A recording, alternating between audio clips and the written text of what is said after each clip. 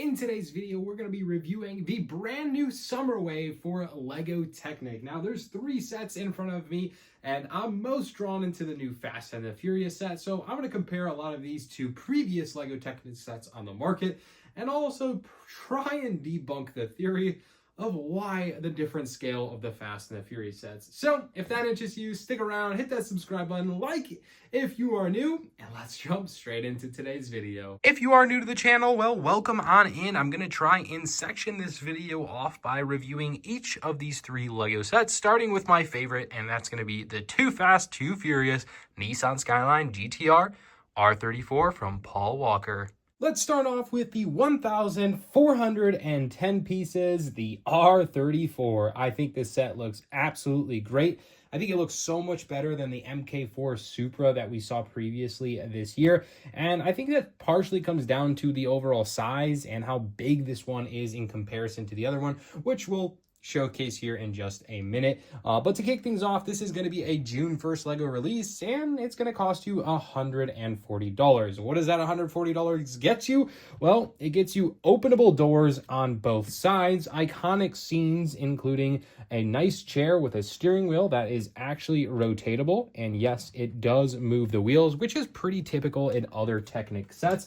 I think one of the biggest cool parts about this set is the fact that the interior on the passenger side has the nitrous, right under where the seat would be. So the seat is removed and we have nitrous bottles. Now, this is a right-hand drive vehicle, and that's why the passenger is on the left. The set also features an openable hood, and when you go ahead and move the vehicle forward, you can see it actually has working pistons, and I'm actually turning the wheels there so to get into full effect. But this is, again, pretty typical for the LEGO Technic vehicles. As sad as that is to say, it's almost expected at this point in time, but still, nonetheless, a nice, cool feature. I do like the brick-built elements here for the headlights. Overall, I think that looks pretty solid.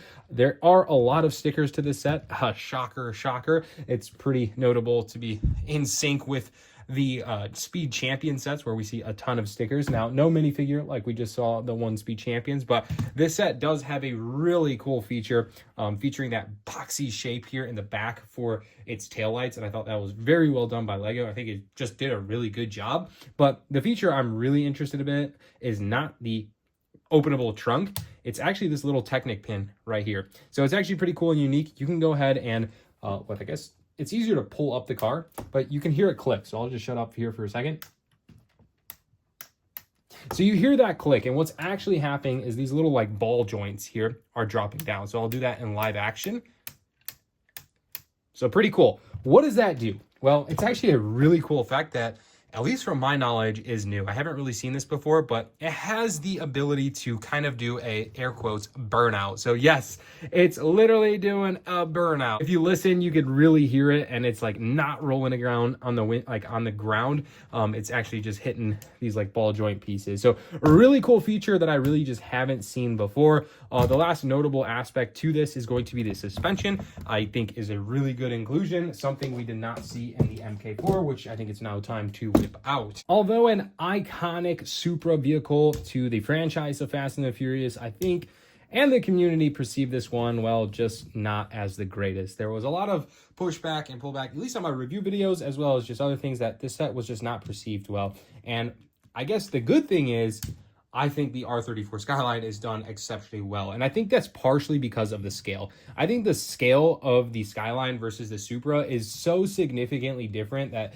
it truly does matter. It matters a lot. But this one had some iconic features to it as well. But you could just base it off the size. I mean, it is a huge difference. To be fair, this set costs $60 and this one costs $140. So you can imagine there's a lot of differences. I just really wish we got a $120 to $140 variation of the R34.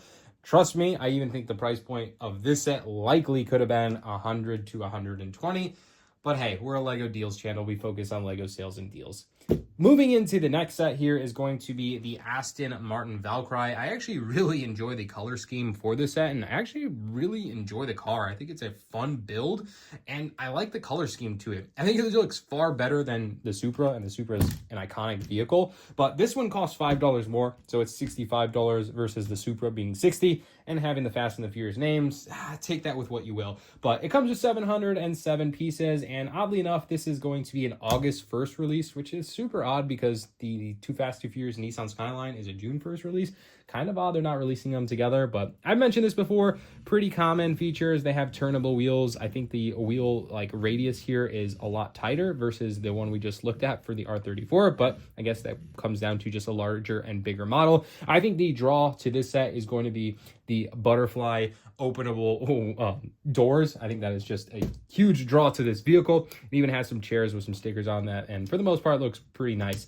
Aside from that, if you go ahead and take a look at the back, it does have an openable back section here to access the motor. And as I mentioned before, I think it's pretty typical and common to see the moving pistons inside the motors. Again, as sad as it is to say, we're a little spoiled with LEGO Technic. I feel like that is just a standard in modern day. The last feature I'll call out here is just going to be the trunk here is going to be actually in the front.